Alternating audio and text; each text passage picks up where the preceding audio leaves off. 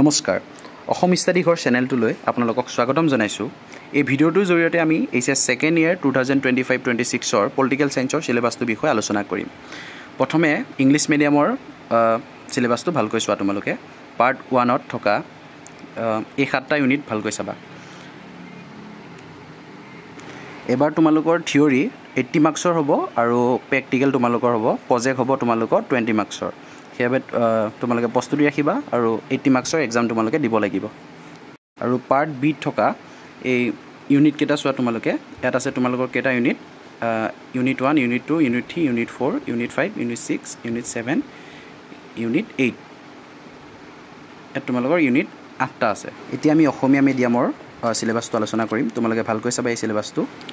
প্ৰথম অধ্যায়ত আছে দ্বিতীয় বিশ্বৰ ভাঙোন আৰু ডিমেৰু পৰিসমাপ্তি। এই প্ৰথম ইউনিটটো তোমালোকৰ আছে USA আৰু USSR যেতিয়া বিশ্ব শক্তি হিচাপে পৰিণত হৈ আছিল, সেই USSR ভাঙি যেতিয়া USA একমাত্ৰ শক্তি হিচাপে পৰিণত হ'ল, সেই বিষয়ে বিস্তৃতভাৱে আলোচনা কৰা হৈছে। মই পিছৰ ভিডিঅ'ত এইবোৰ ভালকৈ আলোচনা কৰি তোমালোকক ভালকৈ দিম।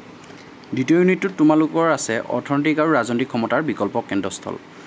ইয়াত তোমালোকৰ আমেৰিকা যুক্তৰাষ্ট্ৰ, ইউৰোপীয় সংঘ, চীন আদি দেশবিলাক আধুনিক শক্তিত পৰিণত হোৱাৰ বিষয়ে তোমালোকে বিস্তৃত আলোচনা কৰা হৈছে। এইবিলাক তোমালোকৰ ভালকৈ পাছত আলোচনা কৰা হ'ব। 3 নম্বৰ ইউনিটটো তোমালোকৰ সমসাময়িক দক্ষিণ এছিয়া।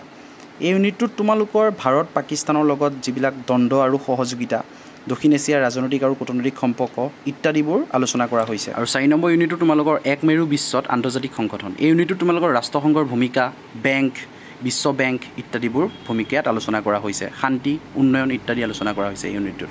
5 নম্বৰ ইউনিটটোত বহি নিৰাপত্তা, আভ্যন্তৰীণ নিৰাপত্তা আৰু বিশ্ব দৰিদ্ৰতা ইত্যাদি বিষয়ে আলোচনা কৰা হৈছে। নিৰাপত্তাৰ নতুন ধাৰণাবিলাক আৰু সমস্যাসমূহ ইত্যাদি ইয়াত উল্লেখ কৰা হৈছে। 6 নম্বৰ ইউনিটটোত তোমালোকৰ পৰিৱেশ সম্পৰ্কীয় সমস্যাৰ বিষয়ে আলোচনা কৰা হৈছে। আৰু 7ম ইউনিটটোত তোমালোকৰ বিশ্বায়নৰ অৰ্থাৎ গোলকীকৰণৰ বিষয়ে আলোচনা কৰা হৈছে। পাৰ্ট বিৰ প্ৰথম অধ্যায়ত জাতি নিৰ্মাণৰ প্ৰত্যাহ্বান অৰ্থাৎ ভাৰতবৰ্ষ নিৰ্মাণৰ ক্ষেত্ৰত যিবোৰ প্ৰত্যাহ্বান আৰু সমস্যা আহি পৰিছিল, জাতি, ধৰ্ম আৰু ভাষাৰ ক্ষেত্ৰত যিবোৰ সমস্যা আহি পৰিছিল, সেই বিষয়ে আলোচনা কৰা হৈছে। দ্বিতীয় অধ্যায়ত তোমালোকৰ এটা দলৰ আধিপত্যৰ যুগ অৰ্থাৎ স্বাধীনতাৰ পিছত কংগ্ৰেছ দল দীৰ্ঘদিন চৰকাৰত আছিল আৰু অন্যান্য দলৰ গঠন আৰু প্ৰতিযোগিতাৰ বিষয়ে ইয়াত আলোচনা কৰা হৈছে। 3 নম্বৰ অধ্যায় পৰিকল্পিত বিকাশৰ ৰাজনীতি। এই অধ্যায়টোত তোমালোকৰ ৰাজনৈতিকভাৱে পৰিকল্পনা কেনেকৈ কৰা হৈছিল, পৰিকল্পনা অৰ্থাৎ বিকাশৰ ক্ষেত্ৰত কেনেকৈ কৰা হৈছিল, নীতি আয়োগ, পৰিকল্পনা আয়োগ ইত্যাদিবোৰ। 4ৰ্থ অধ্যায়ত ভাৰতৰ বৈদেশিক সম্পৰ্ক। এই অধ্যায়টোত ভাৰতৰ লগত চীন, আমেৰিকা আদি দেশৰ সৈতে কেনেকুৱা সম্পৰ্ক আছিল ইত্যাদি বিষয়ে আলোচনা কৰা হৈছে। 5 নম্বৰ ইউনিটটোত কংগ্ৰেছ ব্যৱস্থাৰ প্ৰতি প্ৰত্যাহ্বান আৰু পুনৰ প্ৰতিষ্ঠা বিষয়ত আলোচনা কৰা হৈছে। অৰ্থাৎ 1967 চনত কংগ্ৰেছ দলৰ প্ৰতি যিবোৰ ভাবুকি আহি পৰিছিল আৰু ভিতৰীয়া সমস্যা হৈছিল আৰু আঞ্চলিক দলৰ উত্থান আৰু চৰকাৰৰ গঠন কৰা হৈছিল, সেইবোৰ বিষয়ে ইয়াত আলোচনা কৰা হৈছে।